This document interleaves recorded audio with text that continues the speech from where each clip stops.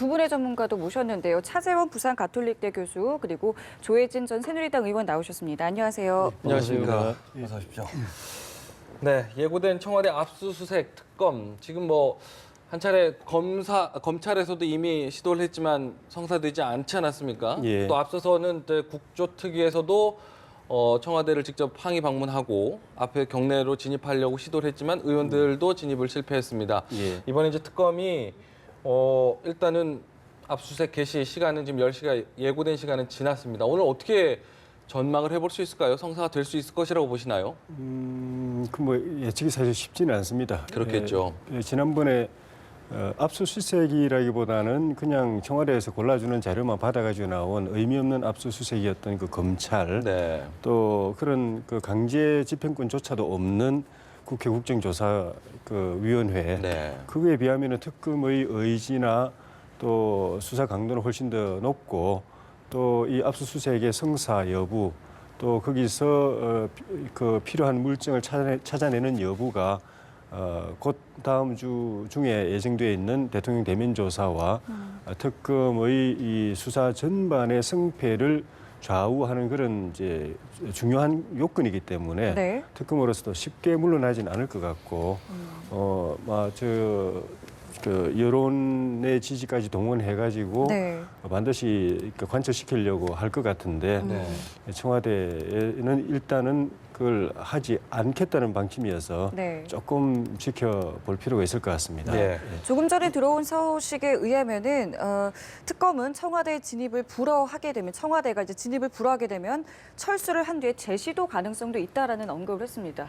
예, 그래서 그런 것도 여러 가지 그 상황을 감안해서 어제 그 법원에다가 압수수색 영장을 청구할 때 영장의 유효 기간 자체를 조금 넉넉하게 잡았다고 그럽니다. 그러니까 한 번의 진입 시도가 실패한다 하더라도 포기를 하는 것이 아니라 계속적으로 여론의 여러 가지 그 등을 업어서 청와대를 압박해서 결국은 어떤 식으로는 한번 진입해서 실질적으로 한번 수색을 한번 해보겠다는 의지를 아마 강하게 지금 갖고 있는 모양입니다. 그래서 예.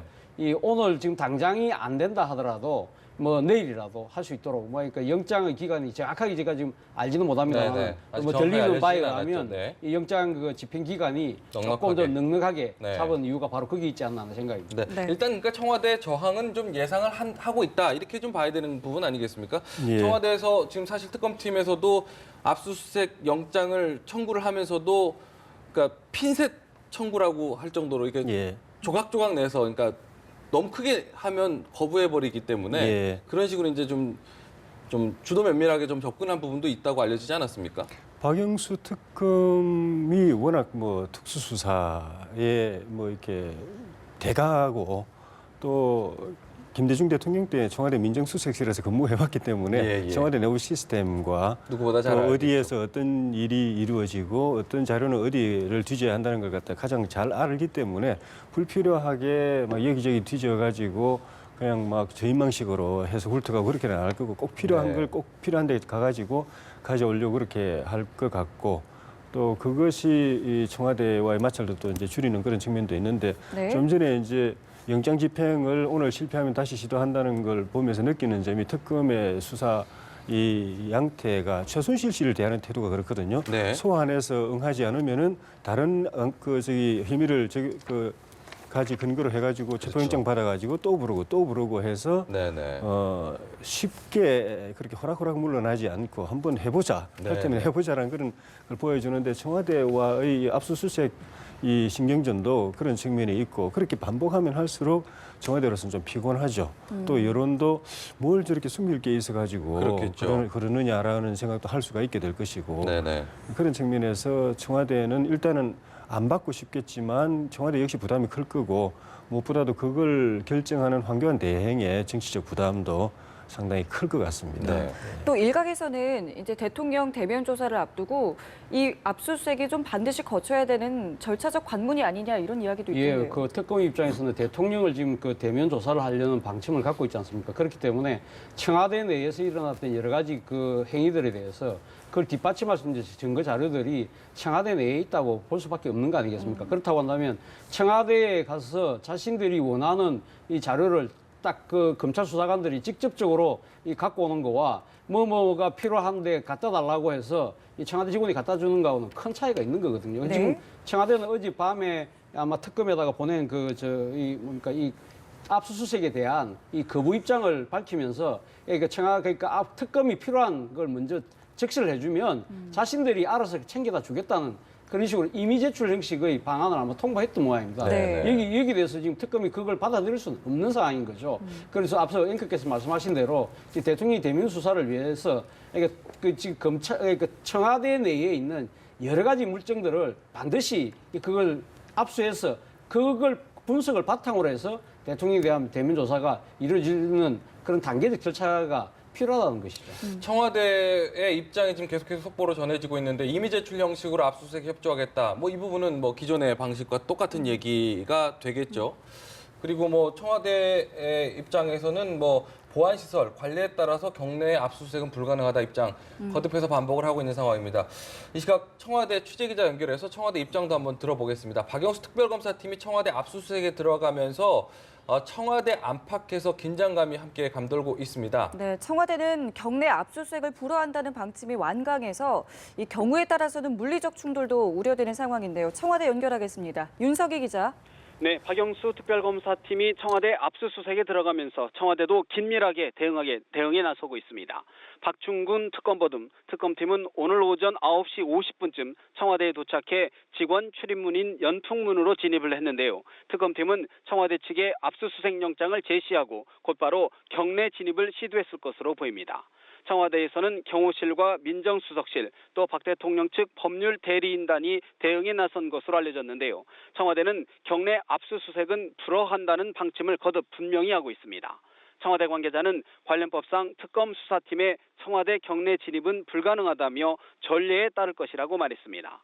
지난해 10월 검찰 특별수사본부의 압수수색 때와 마찬가지로 청와대 외부에 있는 연무관이나 연fun문 등에서 요구 자료를 이미 제출하겠다는 겁니다. 지난해 12월 국회 국정조사특위의 청와대 경내 현장 조사도 무산된 바 있습니다. 현행법상 군사보호시설인 청와대에 대한 압수수색은 해당 기관장의 승낙 없이는 불가능한 상황입니다. 하지만 특검팀은 어제 브리핑에서 청와대 측이 경내 진입을 불허하더라도 법에 따라 압수수색 영장을 집행하겠다고 밝혔는데요. 경우에 따라선 경내 압수수색 여부를 두고 특검팀과 청와대 사이에 충돌 상황이 벌어질 가능성도 배제할 수 없어 보입니다. 아울러 특검팀이 제시한 압수수색 영장에 어떤 내용이 포함됐을지도 주목이 되는데요. 경호실과 의무실을 비롯해 비서실장 등 청와대 업무 전반에 관한 내용일 것으로 예상되고 있습니다. 청와대는 경내 압수수색은 불허하지만 특검팀의 자료 요구 등에는 최대한 협의한다는 방침입니다. 지금까지 청와대에서 연합뉴스 TV 윤석입니다. 네, 청와대 윤석 기자 연결해서 청와대 분위기도 살펴봤습니다. 지금 일단 특검에서 압수수색 영장에 포함된 압수수색을 하겠다라고 지금 적시한 곳이 비서실장실, 정책조정수석실, 정무수석실, 또 민정수석실, 경호실, 의무실 등입니다. 거기에 이제 또 아까 앞서서도 뭐 대통령의 안가까지 이렇게 포함이 될 수 있다 이런 속보가 지금 잠깐 나오긴 나왔는데요. 지금 이렇게 지목된 부분, 지금 탄핵 심판과 관련돼서 계속 이야기가 나오는 핵심 그 증거가 될 만한 곳 아니겠습니까? 예. 의무실 같은 경우는 뭐 세월호 7시간과 관련된 이야기도 예. 있고요. 여러 가지 이제 살펴보겠다는 부분에 대해서 특검이 지금 조목조목 짚은 건데 예. 어떤 부분을 좀 짚어볼 수 있을까요, 지금? 비서실장실은 아무래도 김기춘 실장이 핵심은 그 지금 문제되고 있는 블랙리스트 그 관련돼 가지고 자료를 찾을 것이고 예. 또 그 이외에도 여러 가지 이 그 국정농단 사태의 전반적인 그 컨트롤 타워가 청와대 비서실장이기 때문에 그 이외에도 여러 가지를 이제 찾아볼 것이고 정책조정수석실은 안종범 수석이 있던 그 자리이기 때문에 그렇죠. 거기에 대통령 지시사항과 그 이행 과정 뭐 이런 전반적인 것들 또 청와대 바깥과의 그런 이제 기밀 그 유통 이런 것들이 또 자료가 있을 수가 있고 정무수석실은 좀 전에 말씀드린 그 블랙리스트의 주무 그 생산지였기 때문에 그 자료를 뒤질 것 같고 민정수석실은 우병우 수석과 관련돼 가지고 또 그 최순실 씨 관련 또 아들 관련 그다음에 그 이석수 감찰관의 그렇죠. 감찰 업무를 방해한 거, 또 결과적으로 이석수 감찰관 실을 해체시켜 버렸거든요. 예. 그런 뭐 여러 가지 것들이 거기에 이제 자료가 있을 것이라고 이제 그 생각할 수가 있죠. 네. 그 경호실은 사실은 경호실과 이 그 저기 대통령 관저에 세월호 당일 근무했던 사람 요쪽 그 라인이 이 국민들이 그 저기 궁금해하는 그렇죠. 세월호 7시간의 대통령의 행적을 알 수 있는 가장 정확한 기관들이고, 거기에서 자료를 내놓거나 또 진술을 하게 되면은 비교적 그게 뭐 7시간 동안 의혹이 있는 것인지 없는 것인지 어느 쪽이든 간에 네. 소상히 밝혀질 수 있는 곳이어서 그런 점에서 압수수색 대상이 되는데, 청와대에서 임의 제출 형식으로 제출하겠다고 하는 거는 그렇죠. 뭐 그 혐의를 받고 있는 기관에서 그 혐의를 입증할 자료를 내줄 리가 없기 때문에 네. 그거는 지난번에 검찰에서도 맹탕 그 자료였고 아무짝에 쓸모없는 도움 안 되는 그런 거였기 때문에 임의 제출 형식이라는 거는 하나마나한 것이고, 네.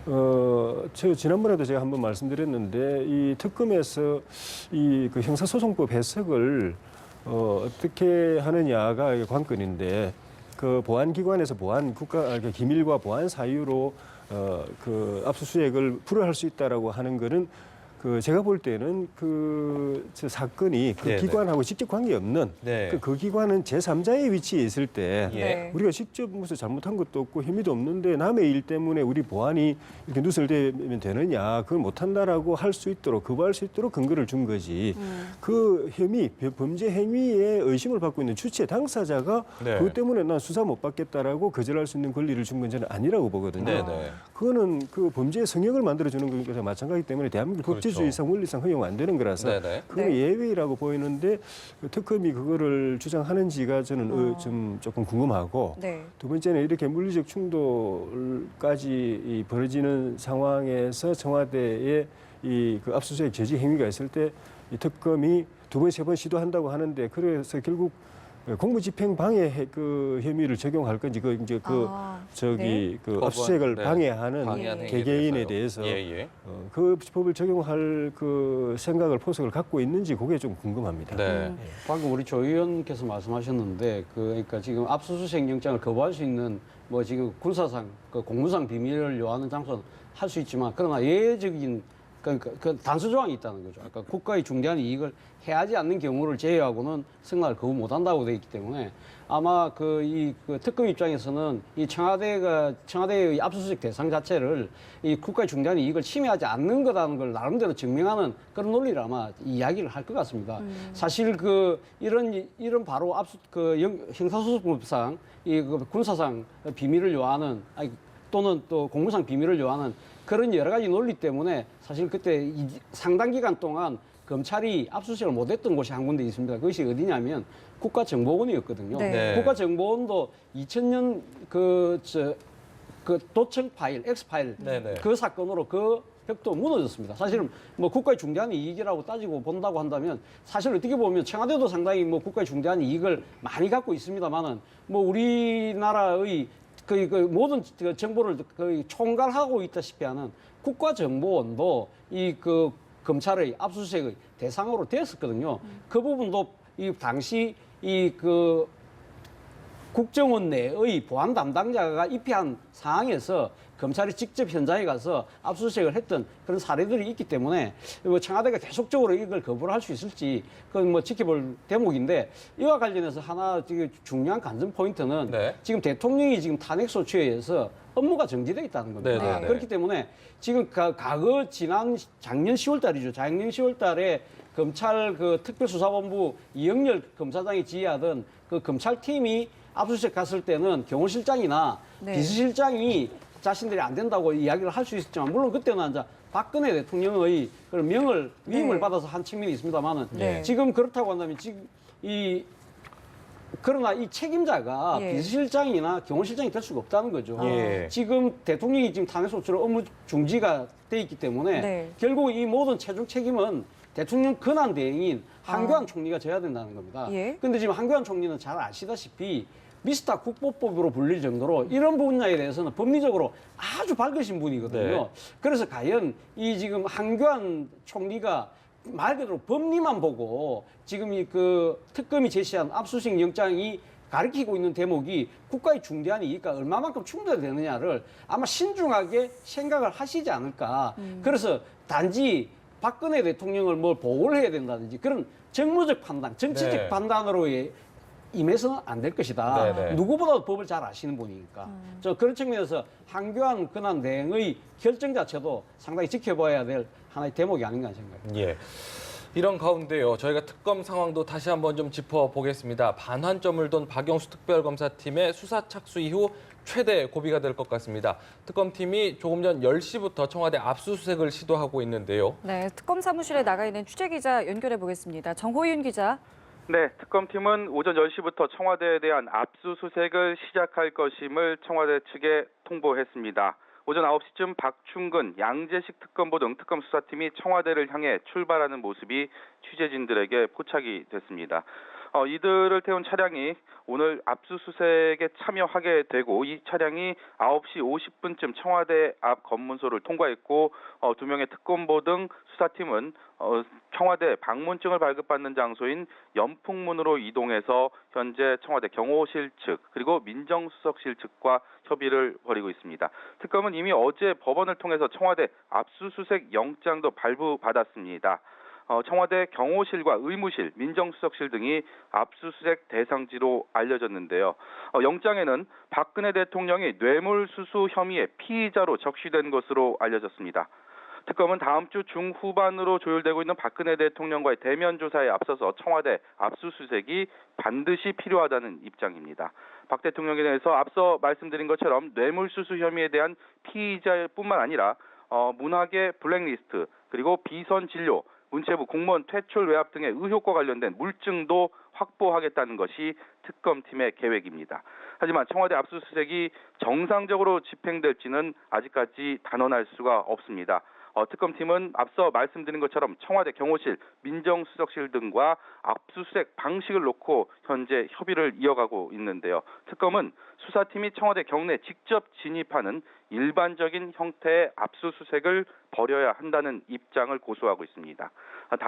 다만 청와대는 국가 기밀을 이유로 압수수색 불허 방침을 여전히 고수하고 있습니다. 경내 진입은 불가하다. 그리고 대신 특검이 원하는 자료를 임의로 제출해주는 방식으로 협조하겠다. 이것이 청와대 측의 입장입니다. 경우에 따라서는 경내 압수수색을 여부를 두고 특검과 청와대 사이에 물리적인 충돌도 배제할 수 없는 상황입니다.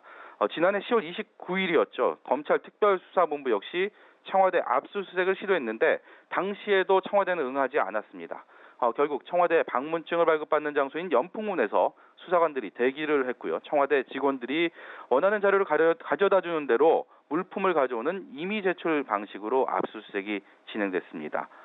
현행법상 군사보호시설인 청와대에 대한 압수수색을 놓고 이처럼 특검과 청와대 측의 갈등 양상이 지금 이 시간에도 계속되고 있고 당분간 이어질 것으로 보입니다. 만일 오늘 특검이 이 같은 난관을 어떻게 돌파하고 청와대 경내에 진입할 수 있을지 또 의미 있는 증거 자료를 확보하게 될지 이번 수사의 최대 분수령이자 모든 이들의 여론의 초미의 관심을 끌고 있습니다. 특검 사무실에서 연합뉴스TV 정호윤입니다. 네, 박영수 특별검사팀의 청와대 압수수색 시도 관련 뉴스 특보 전해드리고 있습니다. 특검팀이 오전 10시부터 지금 정호윤 기자가 전해준 대로 청와대 압수수색을 시도하고 있는데요. 지금까지는 아직 추가적으로 전해지는 소식은 없는 상황입니다. 앞서서 이제 특검팀이 이제 압수수색을 시도하기 전에 검찰에서도 청와대 압수수색을 시도했지만 실패를 했고 그 이후에도 이제 국회 국조특위에서도 청와대를 직접 들어가서 증거물을 확인해 보겠다고 했지만 실패한 전례가 있었습니다. 네. 네. 네, 이런 때문에 이제 오늘 어떻게 이제 압수수색이 진행이 될지가 굉장히 좀 주목이 되는데요. 사실 그동안의 어떤 청와대 압수수색 전례를 좀 보면은 그 압수수색을 시도했던 수사기관이 압수수색 자체를 성공했던 사례는 좀 없지 않았겠습니까? 그렇기 때문에 또 오늘 역시 이게 과연 시도에 그칠지 아니면 뭐 실제로 성사가 될지 여부가 좀 중요히 되는 것 같은데요. 저는 청와대에서 염려하는 그런 이제 안보나 군사, 기타 국익에 이게 아주 예민한 그런 기밀이 있을 수 있다고 본다면은 네. 그게 진짜 원인이라면은 그러니까 청와대 쪽에 불리한 그런 범죄 입증 자료를 이렇게 내주지 않으려고 하는 게 아니라 네. 진짜 국가 안보나 또 외교 기타 중요한 국익에 손상이 올 기밀이 누설될까 봐서 그게 걱정이라면은 저는 그거는 청와대하고 국특검하고도 어느 정도 협의하고 할 수 있지 않을까 싶습니다. 네. 그러니까 그 압수수색 대상을 놓고도 협의할 수가 있고, 그러니까 네. 대상을 놓고 구체적으로 이제 협의를 할 수가 있을 것이고, 압수수색 할 때 그쪽 관계자들이 옆에 입회해가지고 요거는 구체적인 내용을 적시하면서 요건 요런 내용이기 때문에 요거는 반출은 좀 어렵다라든가 아니면 확인만 하고 가라고 한다든가 아니면 전체적으로 압수수색 해가지고 나가가지고 특검에서 증거 분석할 때 옆에 입회해가지고 요거는 요런 이유로 해서 공개가 불가능하다라든가 이런 뭐 완벽하지는 않지만은 어느 정도의 저 협의는 저는 가능하다고 보기 때문에 정말 그것이 압수수색을 거부하는 원인이라면은 그 네. 부분 가지고는 검찰하고 좀 특검하고 좀 협의할 필요가 있다고 생각이 들고요. 네. 사실 우리 국가 대한민국이 오늘까지 오는 동안에 청와대가 압수수색 대상이 되거나 대통령이 대면 조사 대상이 되거나 피해자로 되는 역사 자체가 과거에는 상상도 할 수 없는 일이었는데 이제 점점 이제 사회가 민주화되면서 청와대 권위도 이제 점점 평준화되고 하면서 이런 일도 벌어지는데 바람직한 일은 아니죠. 네. 청와대가 범죄를 범했으면은 언제든지 법에 따라서 법 앞에 평등하기 때문에 성역은 없기 때문에 압수든 조사든 다 받아야 된다고 하는 것이 민주주의의 원칙에는 맞은데 네. 국가를 책임지고 통치하는 그 지도자와 그 기관이 또 모든 국가의 정의를 세워야 되는 또 헌법을 수호하고 또 법치를 실행해야 되는 그 최고 지도자와 그 기관이 범죄 행위의 혐의를 받고 그래서 조사를 받아야 되고 그 압수수색도 당해야 된다는 이것 자체는 결코 바람직하지 않은 거죠. 네. 그런 점에서 앞으로 이게 교사가 되기 위해서라도 네. 대통령도 예외 없다. 성역 아니다. 청와대도 성역 아니고 청와대 안에서 불법적인 행위가 벌어지면 나중에 압수수색을 통해서 자료가 다 공개된다. 예. 라는 것이 이번 기회에 한번 선례가 되는 것도 국가적으로는 네. 또 민주주의 측면에서는 의미가 있지 않겠나 하는 생각이 듭니다. 네. 사실 뭐 이번 정권뿐만 아니라 청와대에 대한 압수수색 시도 뭐 전 정권에 없었던 건 아니지 않습니까? 예. 2011년도로 제가 기억을 하는데 2012년? 그렇죠. 2012년 10월 달에 당시 이명박 대통령이 내곡동 사저와 관련한 여러 가지 의혹들이 제기되어서 그때 당시 이 특검이 만들어졌습니다. 네, 그래서 이광범 특검이. 예, 이광범 특검이 그때 이 청와대에 대한 압수수색을 경호실을 하고 몇백 장소를 딱 지정해서 그랬었죠. 했는데 특검이 결국 들어가지 못했죠. 네. 그래서 그때는 이미 제출 형식으로 받아서 한 적이 있고 그리고 앞서도 제가 말씀드렸지만 2016년 작년 10월 달이죠. 그쵸. 작년 10월 달에 바로 이 최순실 국정농단과 관련해서 당시 검찰의 특별 수사본부가 이 청와대에 압수수색을 시도했다가 네. 역시 저지당했던 그런 선례가 있습니다. 그렇죠. 네. 근데 지금 특검 입장에서는 지금 반드시 청와대에 들어가서 나름대로 수색을 해야 될 여러 가지 이유 중에 하나가 무엇보다도 제가 봤을 때는 안종범 전 청와대 정책조정수석이 갖고 있었던 수첩이 지니고 있는 그 파괴력을 봤기 때문에 그런 거죠. 그렇겠죠. 지금 이 관련된 비서실장이나 수석들이 주요 혐의자로 지금 줄줄이 소환되고 있는데 결정적인 물증은 사실은 안종범 전 수석의 그 수첩에 의지하다시피 하고 있지 않습니까? 네네. 그렇다고 한다면 이분들이 실질적으로 청와대에서 근무하면서 많은 물론 이렇게 수기로 작성하는 서류들도 있지만 상당수는 요즘은 컴퓨터를 통해서 그렇죠. 업무용 컴퓨터를 통해서 많이 작업들을 하기 때문에 아무리 그 흔적을 지운다고 하더라도 그 흔적을 지웠으면 지운 대로의 모든 책임을 그것들이 물을 수가 있겠죠. 물을 수도 있고 그 흔적들을 다시 또 복구해낼 수도 있는 복원도 부분이기 가능하고요. 때문에 그렇죠. 그런 부분들에 대해서 충분히 그러니까 증거 가치가 아주 큰 것이죠. 네. 그리고 사실 또 만약에 이 부분이 이번에 특검이 들어서 수사를 못하게 될 경우에는 청와대에서 예를 들면 대통령 기록물로 지정을 해버리면 대통령 퇴임 이후에도 사실 한 30년 동안 아무도 들여다볼 수 없는 상황입니다. 물론 그걸 들여보려고 하면 국회에서 3분의 2의 그러니까 찬성이 있으면 가능합니다만 그거는 뭐 거의 불가능에 가깝지 않겠습니까? 네. 네. 지금 보면 안 그래도 지금 우려해 주신 부분 중에 하나가 이제 증거 인멸 가능성도 분명히 있는 부분인데 청와대는 사실 뭐 공식 생산된 기록 같은 경우는 뭐 함부로 이렇게 없앨 수 있는 가능성은 좀 없다면서요? 증거 인멸을 하면 그거 자체가 또 법에 이게 저촉되기 때문에 예. 쉽지는 않을 거고 만약 그런 일을 한다면은 굉장히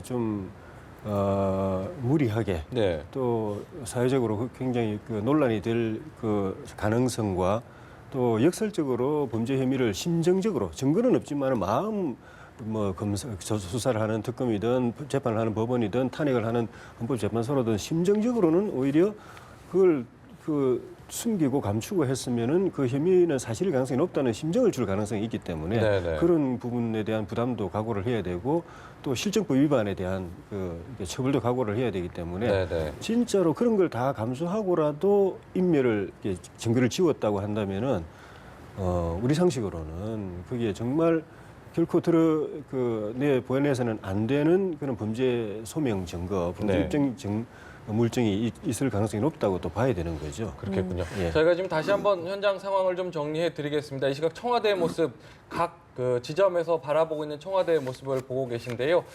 지금 왼쪽에 크게 보이는 모습이 청와대 본관 앞쪽 문, 연풍문 방향 쪽입니다. 그리고 오른쪽 상단에 보이는 곳이 삼청동에서 청와대 춘추관 쪽으로 올라가는 길목의 검문소 모습을 보고 계시고요.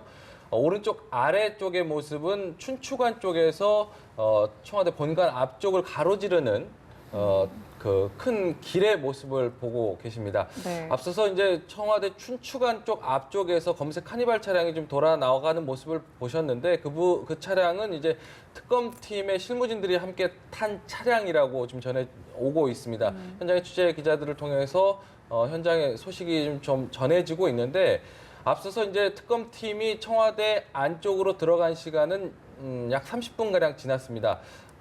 특검팀이 압수수색 개시를 예고한 시간이 10시인데 10시에 조금 앞서서 특검팀 관계자들이 청와대 안쪽으로 들어갔는데 압수수색 대상으로 경호실과 의무실, 민정수석실, 부속 비서관실을 집어서 압수수색을 하겠다 이렇게 좀 의사를 밝힌 상황이지만 청와대에서는 역시 이제 기존 입장과 마찬가지로 경내 압수수색은 좀 불가능하다. 관례에 따라서 보안시설이기 때문에 불가능하다라는 입장을 밝히고 있고 기존의 입장과 마찬가지로 임의 제출 형식으로 압수수색에는 협조를 하겠지만 경내 진입은 어렵다. 이런 입장을 다시 한번 반복을 하고 있습니다. 네, 현재 특검팀에서는 이제 청와대가 진입을 불허하게 되면은 철수를 한 뒤에 다시 재시도를 하겠다라는 입장을 말했고요.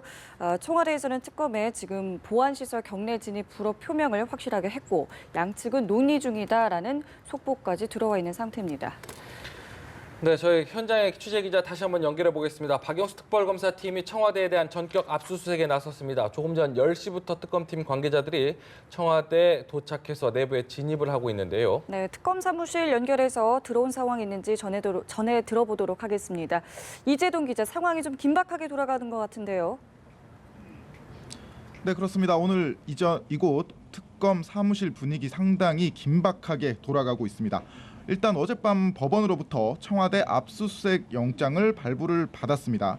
이후 특검팀은 오늘 오전 9시쯤 박충근, 양재식 두 명의 특검보를 필두로 청와대로 출발을 했습니다. 그리고 약 50분 뒤 특검보를 태운 차량이 청와대 앞 검문소에 도착을 했고 오전 10시부터 이제 청와대 민원인 안내 시설이죠. 연풍문에서 압수수색 영장을 제시하며 집행을 시도하고 있습니다. 현재 청와대 경호실과 민정수석실 관계자들이 특검 측과 압수수색에 관한 논의를 벌이고 있는 것으로 알려지고 있는데요. 아직까지 특검팀이 압수수색을 하기 위해 청와대 내부로 들어갔다 이런 소식은 들려오지 않고 있습니다. 네, 결국 중요한 거는 특검팀이 청와대 안으로 들어갈 수 있겠느냐 이거 아니겠습니까? 네, 그렇습니다. 일단 압수수색 영장에는 청와대 경호실과 의무실 그리고 민정수석 비서관실 등이 수색 장소로 명시돼 있는 것으로 전해지고 있습니다. 하지만 청와대 측은 특검 수사팀이 청와대 안으로 들어오는 것은 불허하겠다. 필요한 자료를 요구하면 이미 제출하겠다 이 같은 입장을 보이고 있습니다. 현행 형사소송법이 군사보호시설인 청와대를 압수수색하려면 법원에 영장이 있다고 해도 해당 기관장의 승인이 있어야 한다고 조건을 달았기 때문입니다. 일단 특검은 청와대 측에 협조를 당부하고 있는 상황인데요. 청와대 측이 끝내 경내 압수수색을 승낙하지 않을 경우 특검은 일단 현장에서 철수할지 아니면 필요한 자료를 이미 제출받을지 검토할 것으로 보입니다. 만약 특검이 강제로 청와대 진입을 시도한다면 특검과 청와대 측의 물리적 충돌 가능성도 배제할 수 없는 상황입니다. 네, 특검은 청와대 압수수색에 대한 강경한 입장을 보이고 있는데요. 그 배경은 뭐라고 봐야 될까요? 네, 사실 지난해 특검이 처음 꾸려졌을 때부터 특검은 청와대 압수수색의 필요성을 여러 번 강조해 왔습니다.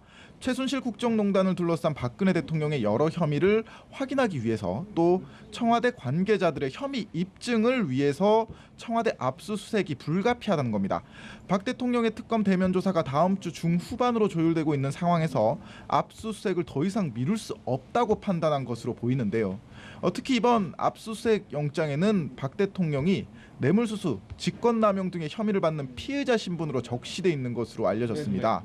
만약 오늘 특검이 청와대 압수수색에 나선다면 이 같은 혐의를 입증할 증거 자료를 확보할 수 있을지 관심이 쏠리고 있습니다.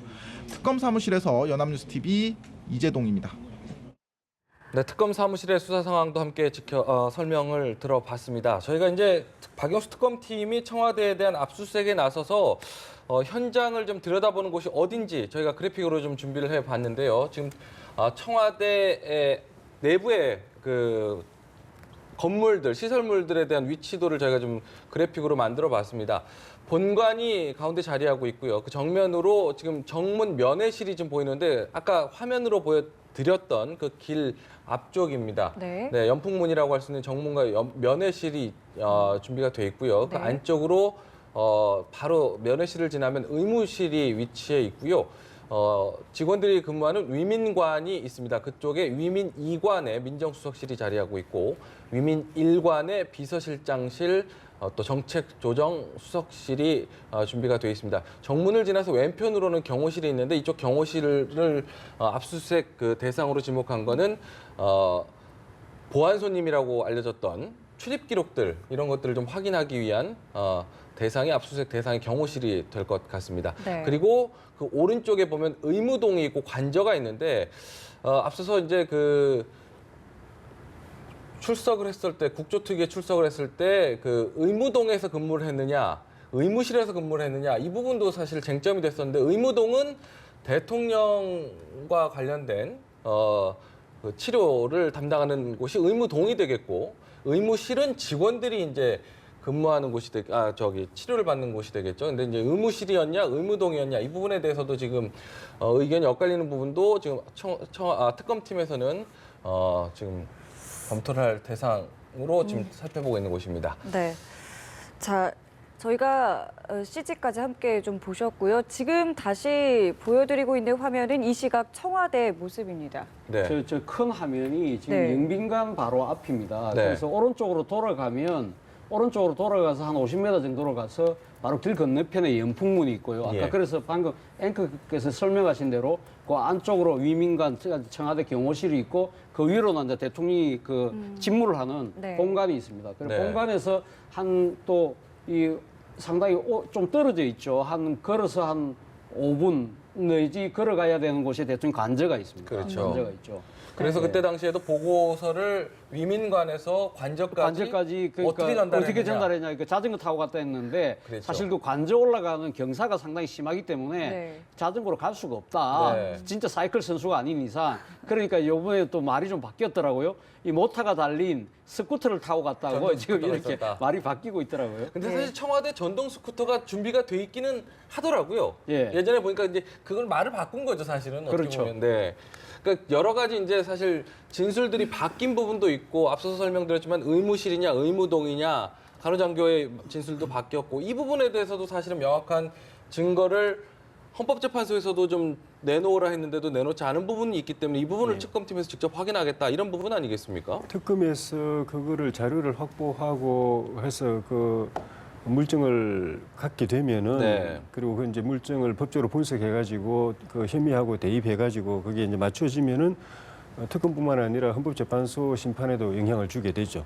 헌법재판소 심판이 지금 대통령 대리인단 측에서 그 동안에는 아예 증인 신청도 잘 안 하고 또 증인으로 채택돼 있는 사람들도 도망가고 뭐 숨고 이래가지고 사실 변론은 거의 제대로 안 이루어졌거든요. 예. 네. 정상적으로 본다면은 대통령이 탄핵받고 있는 부분이 억울하다, 그게 혐의 그 근거가 없다, 그런 잘못을 저지른 일이 없다라고 한다면은 그 관련된 증인들을 불러가지고 대리인단이 이제 그 신문을 하면서 그 증인들의 발언을 통해서 대통령의 무죄와 또 누명, 또 억울함 이런 걸 입증해야 되는데 그걸 거의 안 했습니다. 네.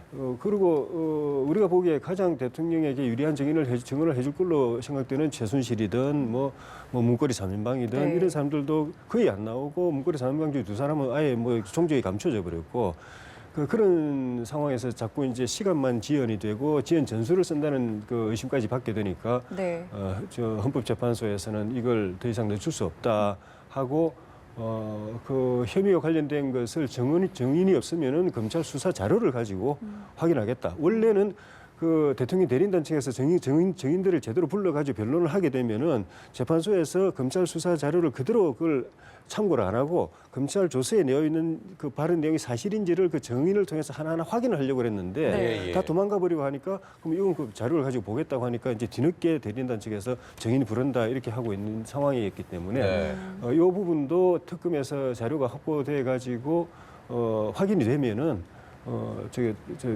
저 헌법재판소 심판이 좀 더 당겨지는 그런 네. 측면도 있을 수 있죠. 헌재 심판까지도 영향을 미칠 수 있는 예. 특검의 압수수색이다 이 말씀이시죠? 그렇죠. 그와 관련해서 상당히 오늘 지금 그 영장 내용이 상당히 주목되는 부분이 하나가 있는데요. 이 영장이 지금 박근혜 대통령에 대해서 뇌물수수 피의자라고 적시를 했다고 합니다.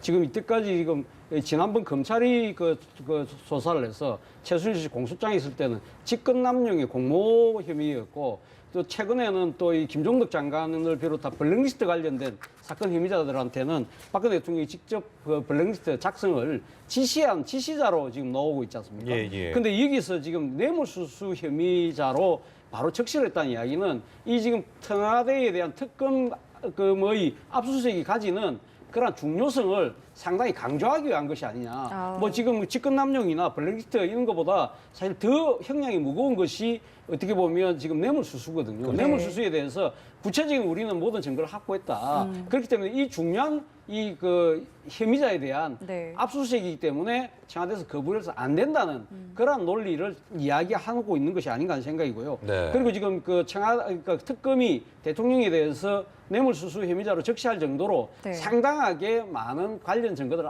압수했고 네. 그리고 이런 정도의 자신감이라고 한다면 지난번 기각되었던 삼성의 그 이재용 부회장에 대한 영장 재청구 의지도 아마 에둘러서 내비치고 있는 것이 아닌가 하는 생각도 들고요. 예, 이와 예. 관련해서 오늘 지금 지금 특검의 압수수색에 지금 지휘를 하고 있는 양재식 특검보가 바로 박근혜 대통령의 뇌물수수 부분을 집중적으로 조사했던 팀장이라고 그럽니다. 이런 걸 본다고 한다면 이 특검이 이 뇌물수수라는 부분을 적시한 이유가 조금 더 명확해지는 부분이 있네요. 그러니까 오늘도 특검의 압수수색 대상 중에 하나가 탐성 수사 관련해서 금융위까지 이제 그 압수수색 대상에 행정. 포함 그 금융위. 예, 금융위가 예, 포함이 예, 됐죠. 예. 금융위가 이제 압수수색 대상이 포함이 됐다라는 부분도 말씀하신 대로 뇌물수수 피의자로 적시할 만큼의 어느 정도 좀 확실한 증거를 확보했다 이렇게 좀 되짚어 볼 수 있는 부분이 아닌가 이렇게 생각이 듭니다.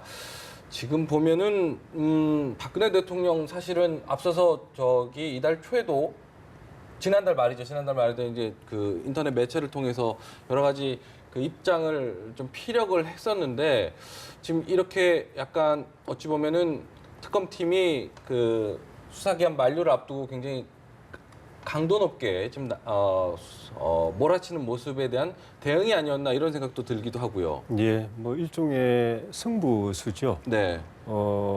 이게 뭐 성공하면은 뭐 더 기대 이상의 이제 성과를 가져오는 거고 네네. 실패하면은 실패한다는 건 탄핵 인용이 돼가지고 대통령직에서 물러나는 건데 그렇겠죠. 물러나면서도 별로 그렇게 이 떳떳한 모습, 당당한 모습, 책임지는 모습으로 물러나지 못하고 구차한 모습으로 물러나게 되는 그런 부담이 있거든요. 끝까지 혐의를 부인하고 또 뭐 심판에 협조 안 하고 또 관계된 사람들은 도망가고 숨고 뭐 이렇게 했는데도 탄핵이 인용이 돼 가지고 대통령직에서 물러난다고 한다면은 물러나면서도 좀 그렇게 좀 당당하지 못한 그 이후에 제대로 평가받는 부분에 있어 가지고 걸림돌이 되는 그런 걸 각오하고 어쨌든 모든 카드는 다 던져 가지고 탄핵 인용을 막아보겠다고 이제 그렇게 하는 것인데 네. 그걸 바라보는 국민들은 좀 착잡하죠. 좀 전에 계속 지금 화면에도 나오고 있는 이 청와대 카메라에 비치는 청와대 모습이 네. 대한민국 최고 권부고 대통령이 직무하는 나라를 다스리는 최고사령탑인데 이 청와대 건물이란 거는 카메라를 통해서 국민들이 볼 때, TV를 통해서 볼 때 신뢰의 대상, 존경의 대상, 그리고 권위의 대상이어야 되는데 지금 범죄 피의의 그 혐의를 받고 있는 그런 기관으로서 건물이 계속 비춰지는 것 자체가 국민들 마음을 굉장히 착잡할 것 같아요. 네. 대한민국의 법과 권위와 정의와 양심과 정직과 책임의 최고 표상이어야 될 이 건물이거든요. 사실은 네네. 청와대 건물이라는 것이. 네네. 그것이 거꾸로 이렇게 계속 비치고 있다는 것이 오늘 우리 참 안타까운 곤혹스러운 현실을 보여주고 있는 것 같습니다. 네. 네. 자, 그러면은 청와대에 좀 새로운 소식이 들어와 있는지 취재 기자 연결해서 알아보겠습니다. 윤석희 기자. 네, 박영수 특별검사팀이 청와대 압수수색에 들어가면서 청와대도 긴밀하게 대응에 나서고 있습니다.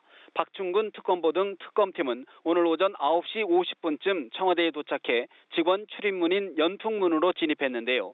특검팀은 청와대 측에 압수수색 영장을 제시하고 곧바로 경내 진입을 시도한 것으로 알려졌습니다.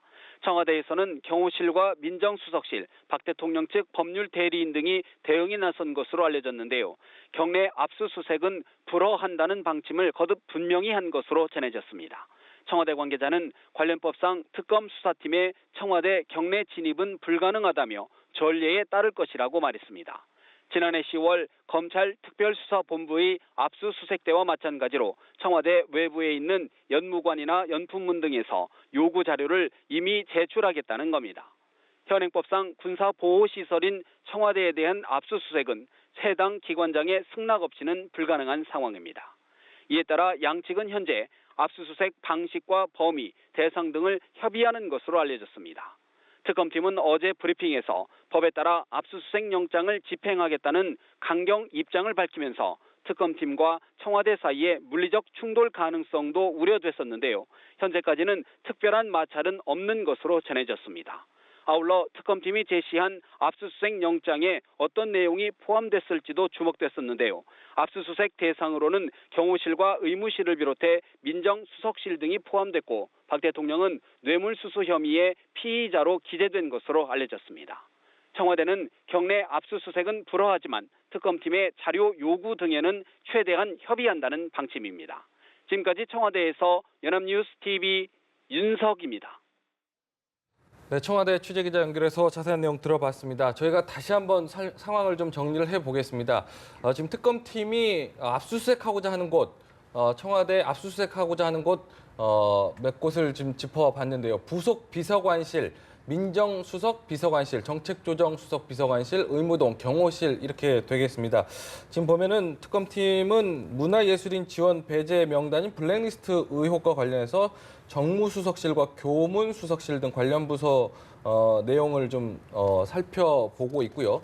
부속 비서관실 같은 경우는 앞서 조혜진 의원께서 설명해 주셨지만은 전반적인 어떤 컨트롤 타워 역할을 했던 것이기 때문에 부속 비서관실 포함이 된 부분이고요. 의무동 같은 경우도 경호실 같은 경우도 좀 세월호 7시간과 관련한 출입 기록과 비선 의료 의혹과 관련된 내용, 또 박근혜 대통령의 처방 내역 이런 기록들과 관련된 자료를 확보하기 위해서 압수수색 영장이 청구된 곳입니다. 저희가 그 청와대 본관 내부의 그 모습도 저희가 준비를 해봤는데요. 다음 그래픽 준비된 걸 좀 보여주시겠습니까? 네. 지금 보면은 본관 안에 이제 들어가게 되면 그 대통령 집무실의 모습을 보게 됩니다. 대통령이 이제 어떻게 근무를 하는 곳인지 뭐 왼쪽 서쪽 별채를 세종실이라고 하고 동쪽 별채 충무실이 있고 또 본관이 가운데 자리하고 있는데 차 교수님 혹시 이제 뭐 본관의 그 기능이 어떻게 좀 이렇게 구분할 수 있는지 간단하게 혹시 설명을 좀 경험을 통해서 설명을 좀 해주실 수 있다면요. 네. 주로 이제 대통령께서 그러니까 외국의 정상들을 요구하면 네. 바로 그 날개 부분에 있는 백악실에서 네, 네. 이렇게 영수회담 같은 걸 합니다. 네.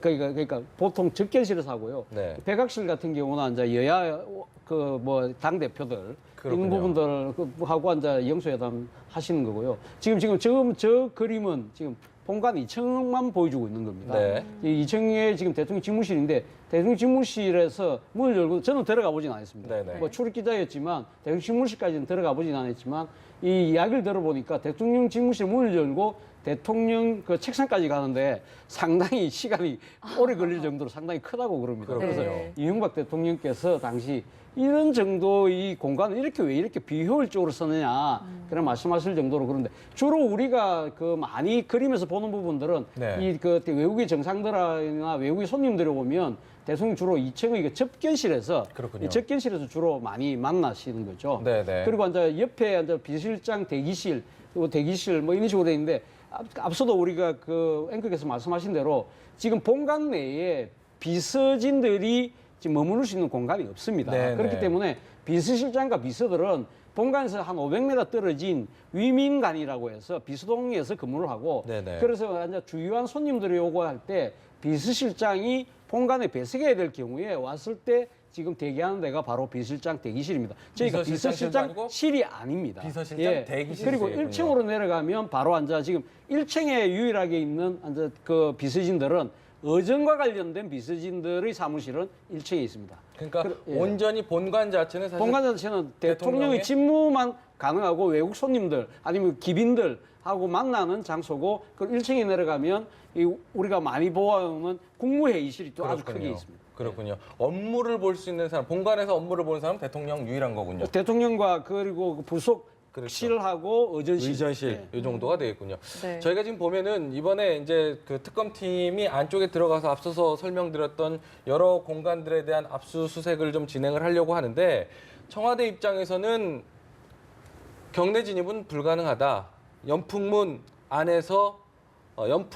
입구 안에서 준비된 자료를 내줄 테니 이곳에서 받아가는 방법을 좀 택해달라 이렇게 얘기를 하고 있거든요. 사실 근데 연풍문이라고 하니까 사실 모르시는 분들이 많은데 연풍문 자체가 민원인 안내실 예, 역할을 하는 곳이라면서요. 예, 면회소 비슷한 건데. 네네. 우리 출입증 군대 들어가면 교환하고. 유병소 같은 곳이겠군요. 예, 네네. 들어갈 때 출입증 교환하고 거기를 통과해야 통과해가지고 검색대에 지나가지고 청와대 경로로 들어가는 거죠. 네. 그 입구에 있는 데인데 네. 연풍이라는 원래 그 이름이 원래부터 연풍문이었던 건 아니고 그냥 면회소 뭐 이렇게 출입증 교환소 이런 그 개념이었는데 네네. 이명박 대통령 정부 때 그 첫 해에 그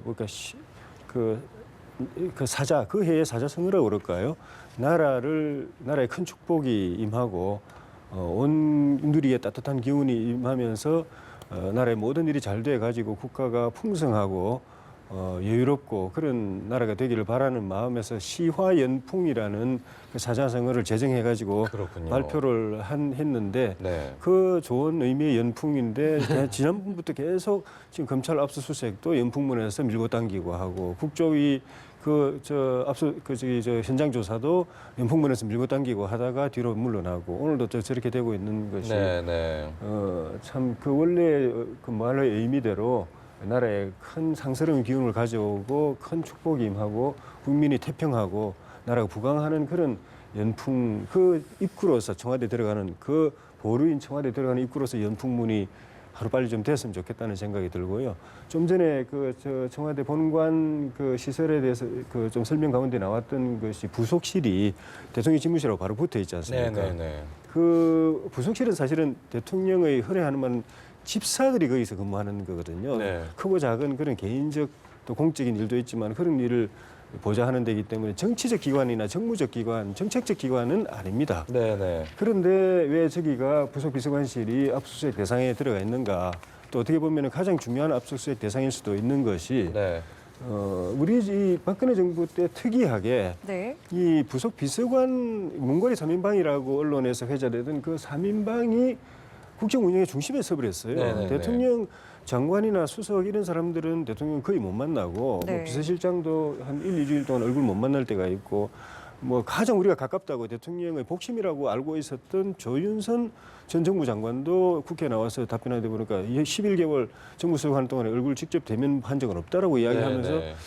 결국은 그런데 그 문고리 3인방이라는 사람은 바로 옆방에 있으면서 대통령 그리고 관저를 무시로 출입하면서 대통령을 매 하루 종일 얼굴을 대면하고 살고 대통령께서 또 그 세 사람을 통해서 그 주로 대면 보고를 네. 안 하고 그 서면 보고를 받았는데 대통령으로부터 장관으로부터 받던 수석으로부터 받던 그 채널이 부속 비서관들이었습니다. 네, 네. 그래서 장관이나 수석들은 저 부속 비서관들 통해서 대통령께 자기 보고서가 전달되는 것에 노심초사하고 빨리 제대로 전달되고 대통령이 빨리 보시기에 딱 펼쳐놓고 보게 하고 그리고 대통령 결재를 빨리 받아서 밑으로 내려주고 하는 것에 사실 뭐 자기 일에 명운을 걸다시피 해야 되는 그런 구조를 만들어놨기 때문에 저 문고리 3인방이 그냥 집사격의 비서가 아니라 막강 대통령 다음에 파워 최순실 씨를 제외하고는 막강 파워가 돼버렸기 때문에 네. 또 실제 거기에서 그 국정 현안과 관련된 특히 이제 이번에 또 탄핵이나 그 특검 수사 대상의 혐의와 관련된 여러 가지 사안들이 거기서 이제 유통이 됐고 또 외부로 그 정호성 비서관을 통해서 최순실 씨에게 그 넘어간 각종 자료들 네. 그런 것도 그리고 최순실 씨의 그 청와대 출입 그런 것들이 자주 기관하고 연결돼 있기 때문에 부속 비서관실이 주목을 받고 네.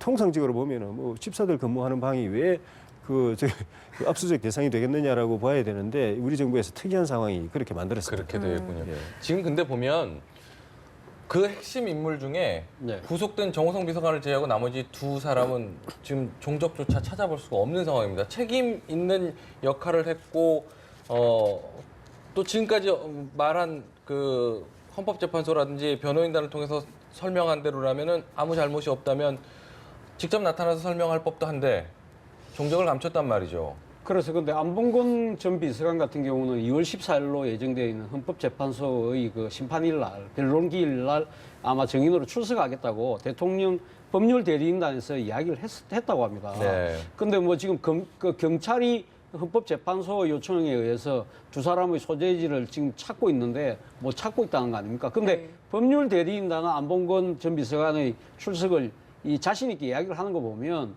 아마 그 대통령 측하고는 아마 안봉근 전 비서관은 뭐 지금 이제 연락이 되고 있는 그런 상황이 아닌가 하는 생각입니다. 그렇다고 한다면 충분히 말 맞추는 것에 의해서 특검 입장에서 본다고 한다면 충분히 말 맞추는 것에 의해서 앞으로 주요 혐의자가 될 수 있는 사람이기 때문에 뭐 증거인멸이나 이런 부분도 우려되는데 아마 특검이 지금 너무 많은 수사를 하다 보니까 네. 지금 그까지 지금 이제 이렇게 신경을 못 쓰고 있는 측면이 있는데 또 일각에서는 또 음모론도 좀 나오고 있어요. 어떤 음모론이냐면 정호성 전 비서관 같은 경우는 말 그대로 대통령 집사 노릇한다고 네. 진짜 대통령 뭐 말 받아 적고 지시 전달하고 이 메신저 역할만 정신이 없었지만 이제만 안봉근 전 비서관 두 사람 같은 경우는 지금 여러 뭐 몇몇 언론에 보도가 됐습니다만은 검찰이나 경찰이나 우리나라의 중요한 권력기관의 인사에 개입한 측면이 있다는 거죠. 네. 그렇다 보니까 그 사람들이 수혜를 받은 사람들이 곳곳에 있기 때문에 아름아름으로 이 사람들 두 사람을 보호하고 비호하고 있는 것이 아니냐는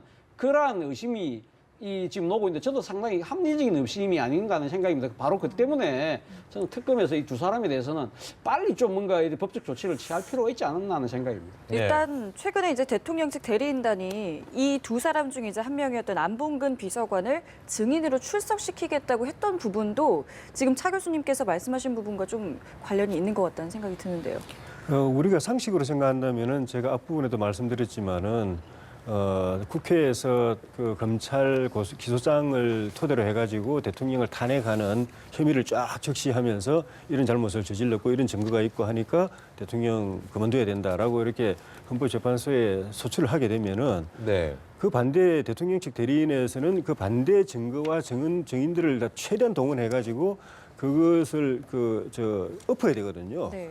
그 반대 변론을 하면서 반론을 펴가지고 그걸 갖다가 헌법재판관들이 그 재판관들을 설득해야 되는데 증거 제출도 별로 없었지만 무엇보다도 우리가 뻔히 대통령에게 굉장히 유리한 증인들이라고 생각하는 사람들을 제대로 부르지도 않았습니다. 네. 부르지도 않고 나온 사람들도 별로 변론에 대통령 옹호하는데 도움도 안 되는 이야기하고 그저께 김규현 외교안보 수석 같은 경우에도 뭐 대통령이 그 세월호 참사에 대해서 책임이 없다. 대통령이 뭐 이렇게 그걸 아이들을 구하려고 하더라도 구할 수 없었다라고 이야기하려고 하다가 대통령 청와대가 보고됐을 때는 대통령이 보고됐을 때는 이미 사태가 끝난 이후다.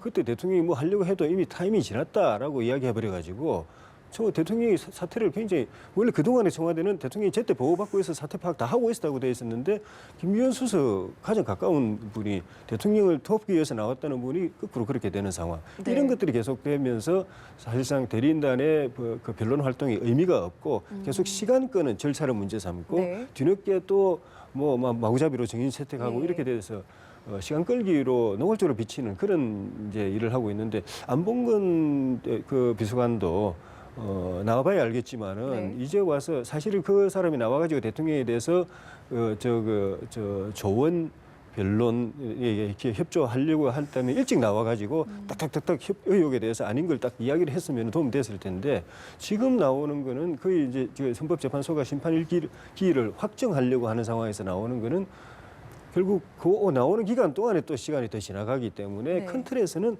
불러가지고 대통령에게 씌워진 소추 혐의를 뒤집는 그 변론보다는 예. 그 절차 이런 절차를 통해서 시간을 더 연장하는 그 틀 안에서 그 불러내는 것 아닌가 하는 그런 생각이 드네요. 자, 지금 보면 특검에서는 계속해서 잇따라 이제 메시지를 내놓고 있습니다. 박근혜 대통령이 블랙리스트 사건과 관련해서 김기춘 전 비서실장, 최순실 씨와 공모를 했다. 이런 이야기를 좀 계속 좀 전해놓고 있습니다. 이런 상황을 좀 보면 특검 쪽에서는 지금 압수수색과 관련돼서 계속해서 이제 압박을 하는 분위기다. 이렇게 저는 읽히고 있거든요. 보면 이런 상황에서 사실 예고된 게 다음 주에 대면 조사를 지금 예고를 해놓은 상태 아니겠습니까? 앞서서도 인터넷 매체를 통해서도 인터뷰할 때 대면 조사 응하려고 지금 조율 중이다 이렇게 얘기를 했습니다. 오늘 같은 상황이 계속 이어진다면 대면 조사와도 분명히 관련이 있을 것 같은데요. 어떻게 전망을 그렇죠. 지금 박근혜 대통령이 그러니까 그 특검의 대면 조사에 응할 것처럼 이야기를 했지만 네. 저는 뭐 이 자리에서도 한번 말씀드렸지만 아마 응하지 않을 가능성이 크다. 지금 특검이 지금 내놓은 여러 가지 수사 결과에 대해서 본인이 뭐 어거지로 엮었다는 표현을 쓸 정도로 상당히 감정적인 표현이지 않습니까? 네. 그렇다고 한다면 특검의 수사 결과에 대해 신뢰를 전혀 못하고 있는 상황에서 과연 응할 것이냐. 그 부분에서는 좀 고기가 갸웃갸웃거려졌거든요. 네네. 그렇지만 그러니까 제가 하나의 하나의 가능성으로 제시했던 부분이 바로 그러니까 특검 조사는 응하지 않고 네. 바로 헌법재판소에 피청구인 자격으로 나가서 본인의 그 혐의를 부인하든지 억울함을 직접적으로 대국민적으로 호소할 가능성이 크다. 그렇게 제가 이야기를 했었는데 네. 아마 오늘 지금 청와대에서 지금 특검의 압수수색을 저렇게 강하게 막는 이유도 사실은 어떻게 보면 이 특검의 대통령 대면 수사를 일종의 방해하기 위한 우리가 앞서 이야기했습니다만 특검의 청와대 압수수색이 대통령 대면 조사를 위한 전제 조건이라고 그렇죠. 한다면 네. 여기서 만약에 그 청와대가 나름대로 방어를 해내면 특검 조사도 그러니까 불가능하게 만들 수 있다. 그런 논리가 성립될 수 있는 거 아닙니까? 그렇기 네. 때문에 저렇게 강하게 놓는 것이 아닌가 하는 생각이고요. 앞서 지금 자막에서 아까 앵커께서 말씀하셨지만 박근혜 대통령이 블랙리스트와 관련해서 김기춘 실장과 공모뿐만 네. 아니라 최순실 씨와 공모했다는 부분 전해북도 저는 상당히 좀 중요해 보입니다. 네. 사실 블랙리스트가 이 지금 이렇게 불거졌던 이유 중에 하나는 이 소위 말하는 이 진보 정권, 그러니까 좌파 정권 10년 동안 이 좌파계 문화 인사들이 우리나라 문화계를 다 좌지우지하기 때문에 네. 이러한 좌편향되어 있는 문화계를 정상적으로 바로잡기 위한다는 것이 청와대가 블랙리스트를 했던 이유 중에 하나였다고 한다면 그 상황이라고 한다면 최순실 씨가 끼어들 이유가 없는 거거든요. 네. 근데 지금 박근혜 대통령과 최순실 씨가 공모했다고 한다면 그럼 이 결국 블랙리스트도 그런 문화계의 균형을 잡는다는 뜻이 아니라 그렇죠. 최순실 씨의 개인적인 이익을 취하기 위해서 이 지금 문화계 관련된 인사들을 쳐냈다는 그런 이야기도 될 수 있는 거 아닙니까? 그렇다고 한다면 최순실 씨 입장에서는 자신이 문화융성과 관련된 여러 가지 사업을 통해서 이권을 취득하는 데 있어서 일종의 문화계의 좌파 인사들이 소위 말 방구 올리고 쓴소리를 잘하는 사람들이라고 한다면 그 사람들을 쳐낸다는 목적으로 만약 최순실 씨가 대통령이 이야기했고 대통령은 또 다른 관점에서 다른 이 명분으로 이야기는 했지만 네. 결국 최순실 씨의 개인 호주머니를 채워줬다고 한다면 이것도 심대한 그 문제가 될 수가 있겠다는 생각이 듭니다. 지금 차 교수님 말씀하신 대로 최순실 씨의 가장 뭐 금전적인 잠시만요. 저희가 현장 상황을 좀 잠깐 봐야 될 것 같은데요. 지금 청와대 앞쪽의 모습을 보고 계신데요. 네. 경찰들이 지금 저 어떤 사람들인지는 모르겠는데 청와대 앞쪽에서 차량에서 내린 사람을 막아 세우고 있습니다. 뭔가를 지금 보고 있는 것 같기도 하고요. 물론 청와대 앞쪽에 이제 보안 때문에 검문 검색을 좀 다른 곳보다는 좀 강한 곳이기는 한데 네. 지금 여러 경찰들이 차량 한 대를 가운데 놓고 지금 트렁크를 열어놓고 안에 모습을 검색을 좀 하는 듯한 느낌이 좀. 저기가 바로 저 청와대 그 지금 영빈관 앞으로 제가 보이는데요. 영빈관 네. 앞에서 저쪽으로 직진해서 쭉 가면 연풍문을 지나서 춘추관 쪽으로 이어집니다. 그렇죠. 평소 때도 저 지역에서는 그러니까 상당히 그 경계가 강화되어 있는 지역이거든요. 예. 그렇죠. 그렇기 때문에 좀 뭐 이상한 행동이 있고 하면 청와대 경호 요원들 또 그러고 또 100일 경비단이라고 해서 이 경찰 요원들이 수시로 이 경비를 서는 곳입니다. 예. 그렇기 때문에 뭐 그렇게 좀 불미스러운 행동들을 하면 바로 즉각적인 제지를 하는데 오늘 같은 경우는 상당히 민감한 상황이다. 그렇겠죠. 그렇기 때문에 조금 뭐 이상한 혐의가 좀 포착이 되니까 네. 아마 현장에서 바로 이렇게 지금 수색을 하는 것 같습니다. 특별한 상황이 아닐 수는 있는데요. 지금 보면은 어쨌든 옆에 경찰이 동승을 하는군요. 옆에 동승을 하는데 좀 상황을 좀 지켜봐야 될 것 같습니다. 뭐 어떤 결론으로 이어질지는 모르겠는데 한번 상황을 좀 지켜봐야 될 것 같고요. 간단하게 짧게 좀 여쭤보면은 앞서서 이제 차 교수님께서 말씀하셨지만은 최순실 씨를 공모했다, 블랙리스트와 관련해서 공모했다라고 이야기하는 부분의 중요한 지점이 최순실 씨가 금전적 이익을 취한 부분이 대부분 다 문화 예. 관련된 사업이기 때문에 말씀하신 의혹이 합리적인 의심을 해볼 수 있는 부분 아니겠습니까? 그 부분 이전에 사실 최순실 씨도 그동안에 이렇게 그 보도에서 얼핏 나오는 이야기를 보면은 네. 그런 우파 의식이 상당히 강한 것 같아요. 네네. 그리고 자기 아버지 때부터 박근혜 대통령 때 했던 그런 운동이 사실은 그 당시에 관제 우파 국민운동이었거든요. 예, 예. 그때 그 이제 아버지 일에 직접 관여도 했었고 해서 의식 자체가 좀 그런 것도 있는 것 같고 또 지금 밝혀지고 있는 것들대로 그 박근혜 대통령의 국정 운영의 중요한 이슈 때마다 네, 최순실 씨가 이제 개입이 한 데다가 네. 저 문제는 또 최순실 씨가 진출하고자 하는 사업권에 네. 현장뿐만 아니고 또 문체부 관장하는 문체부에도 자기가 이게 비협조적인 사람들이 쫙 깔려 있었기 때문에 그 사람들 걷어내는 것부터 시작하는 바람에 네. 그래. 저렇게 되지 않았나 싶습니다. 알겠습니다. 알겠습니다. 저희 두 분 말씀 여기서 마무리 짓겠습니다. 오늘 말씀 고맙습니다. 예, 고맙습니다.